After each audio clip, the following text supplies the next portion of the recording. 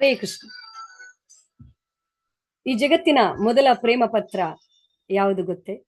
ಸುಮಾರು 5150 ವರ್ಷಗಳ ಹಿಂದೆ ದೇವಿ ರುಕ್ಮಿಣಿ ದೇವೋತ್ತಮ ಪರಮ ಪುರುಷನಾದ ಶ್ರೀಕೃಷ್ಣನಿಗೆ ಬರೆದಿರುವಂತಹ ಪ್ರೇಮ ಪತ್ರ. ಈ ದಿವ್ಯವಾದಂತಹ ಪ್ರೇಮ ಪತ್ರ ಶ್ರೀಮದ್ ಭಾಗವತಂನ 10ನೇ ಸ್ಕಂದದಲ್ಲಿ ನಮಗೆ ದೊರಕುತ್ತೆ. ರುಕ್ಮಿಣಿಯ ಪ್ರೀತಿ ಹಾಗೂ ಭಕ್ತಿ ಈ ಪ್ರೇಮ ಪತ್ರದಲ್ಲಿ ಹೇಗೆ ವ್ಯಕ್ತವಾಗಿದೆ ಅನ್ನೋದನ್ನ ನೋಡೋಣ ಬನ್ನಿ. ಶ್ರೀ ರುಕ್ಮಿಣಿಯೋ ವಾಚ ಶ್ರುತ್ವಾ ಗುಣಾನ್ ಭುವನ ಸುಂದರ ಶೃಣ್ವತಾಂ ತೇ ನಿರ್ವಿಶ್ಯ ಕರ್ಣ ವಿವರೇರ್ಹರತೋಂಗತಾಪಂ ರೂಪಂ ದೃಶಾಂ ದೃಶಿಮತಾಮಖಿಲಾರ್ಥಲಾಭಂ ತ್ವಯ್ಯಾಚ್ಯುತಾ ವಿಶತಿ ಚಿತ್ತಮಪತ್ರಪಂ ಮೇ.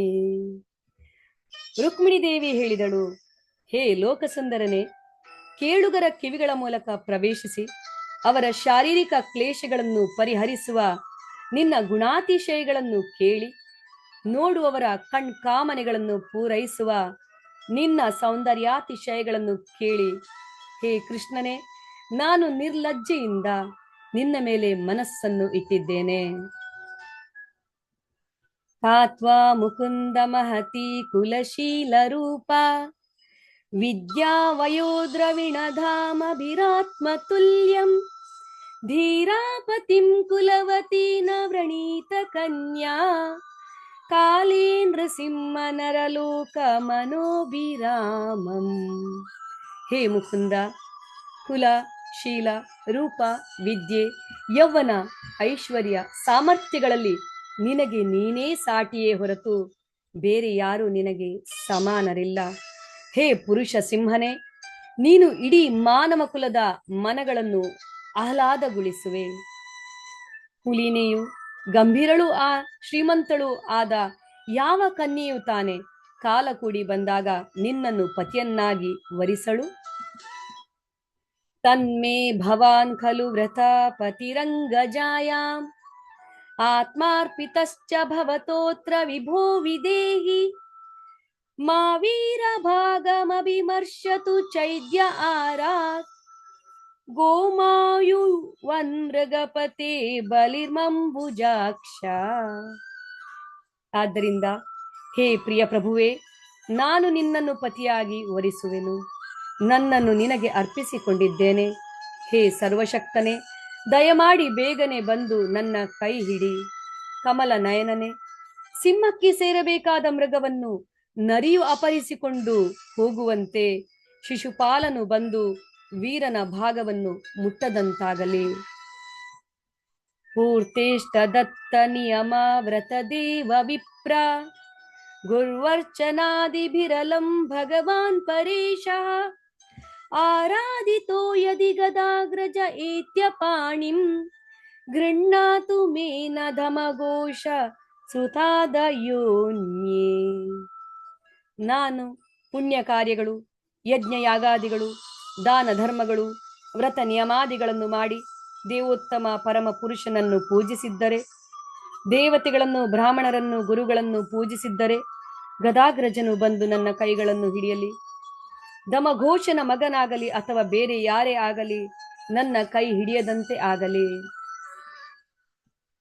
ಶೋಭಾವಿನಿ ತ್ವಮಜಿತೋ ದ್ವಹನೆ ವಿದರ್ಭಾನ್ ಗುಪ್ತ ಸಮೇತ್ಯ ಪ್ರತನಾಪತಿಭಿಪರೀತಃ ನಿರ್ಮತ್ಯ ಚೈದ್ಯ ಮಗಧೇಂದ್ರ ಬಲಂ ಪ್ರಸಹ್ಯ ಮಾಂ ರಾಕ್ಷಸೇನ ವಿಧಿನೋ ದ್ವಹ ವೀರ್ಯ ಶುಲ್ಕ. ಹೇ ಅಜಯನೇ, ನಾಳೆ ನನ್ನ ವಿವಾಹ ಮಹೋತ್ಸವ ಆರಂಭವಾಗುವುದಕ್ಕೆ ಮುಂಚೆ ನೀನು ಯಾರಿಗೂ ಕಾಣದಂತೆ ವಿದರ್ಭಕ್ಕೆ ಬಂದು ನಿನ್ನ ಸೈನ್ಯದ ನಾಯಕರಿಂದ ಸುತ್ತುಗಟ್ಟಿರಬೇಕು. ಅನಂತರ ಚೈದ್ಯ ಮತ್ತು ಮಗಧೇಂದ್ರರ ಸೈನ್ಯಗಳನ್ನು ನಾಶ ಮಾಡಿ ನಿನ್ನ ಪರಾಕ್ರಮದಿಂದ ನನ್ನನ್ನು ಗೆದ್ದು ರಾಕ್ಷಸನ ವಿಧಿಯಿಂದ ನನ್ನನ್ನು ವಿವಾಹ ಮಾಡಿಕೊಳ್ಳಬೇಕು.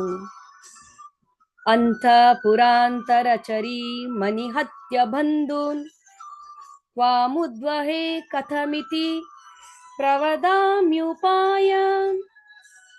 पूर्वीद्युरस्ति महती कुलदेवयात्रा यस्यां बहिर्नವವಧೂರ್ಗಿರಿಜಾಮುಪೇಯಾತ್.